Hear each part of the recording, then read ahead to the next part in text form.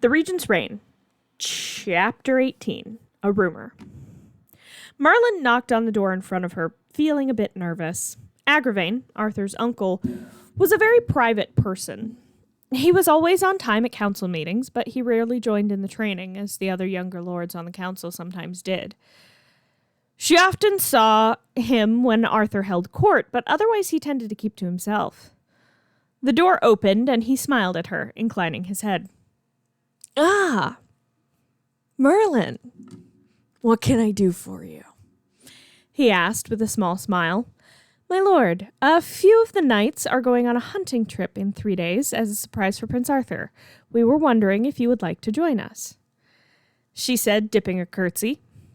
It wasn't often she had to use the courtly manners she'd hastily learned after arriving in Camelot, but she did know when to use them.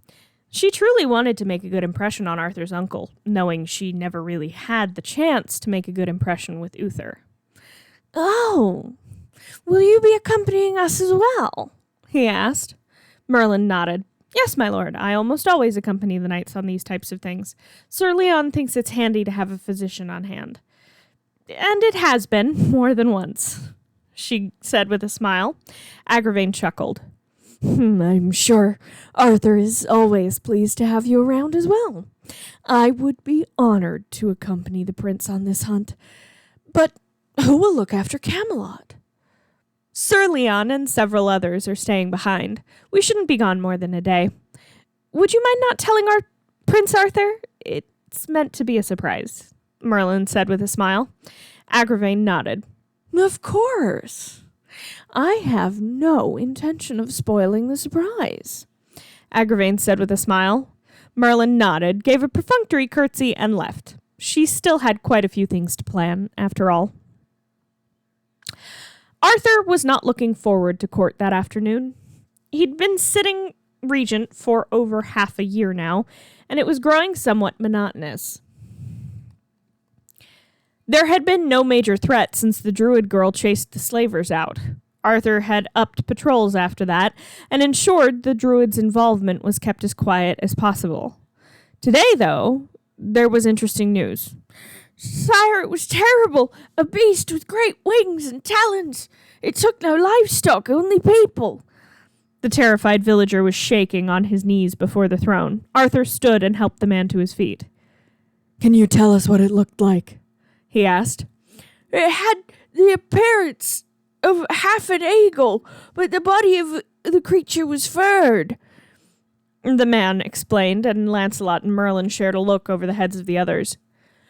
We've encountered such a creature before. Lancelot, gather a contingent of knights. We set out at dawn. Lancelot nodded, and Arthur turned to speak to Merlin, but she had vanished. The door behind the throne was slightly ajar. Arthur frowned, but turned back to the audience. See that this man has a bed and proper care, he ordered. Looking around, though, Gaius was also missing from the hall. The rest of the audiences were rather dull in comparison. Arthur couldn't help but wonder where Merlin and Gaius had gone, though. Once the audience was done, hours later, he went seeking her out. I sent her out to find some herbs I need, sire. Sir Percival and Sir Gawain went with her, I believe, Gaius assured. Arthur stiffened. Where are these herbs? He asked. They grow near the border with Estir, Gaius said. Arthur let out a breath. The griffin had been sighted near the border with Gawain, in the opposite direction Merlin was now heading. Very good. I will be accompanying Lancelot and his knights to face the beast, Arthur said, and Gaius frowned. Do you truly believe that's a good idea, sire? Gaius asked. We've slain a griffin before, Gaius. We can do it again.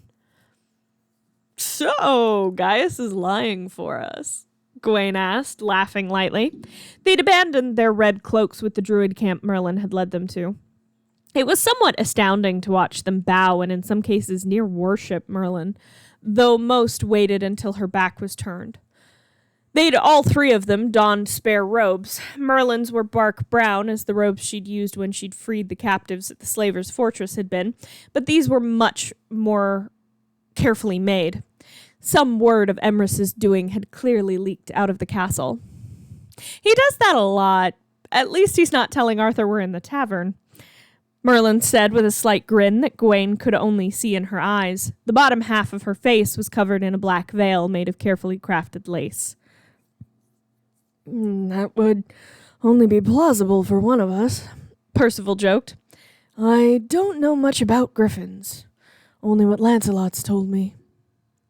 They can only be killed by magic. I enchanted Lancelot's lance to kill the last one, but it's a rather obvious spell.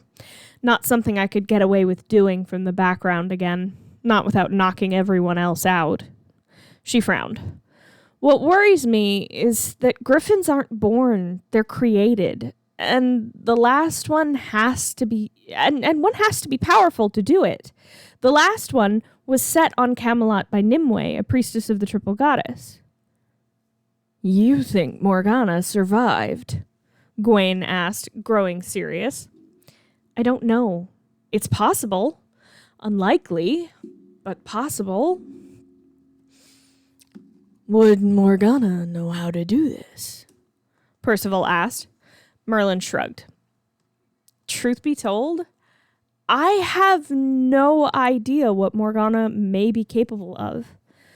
Morgause had a year to teach her everything she knew, and if she lived, this would be the second year of Morgana's official training. But Morgause was powerful as well. Possibly still is? I'd like to get this taken care of before Lancelot's patrol can reach them, she said, nudging her horse into a trot.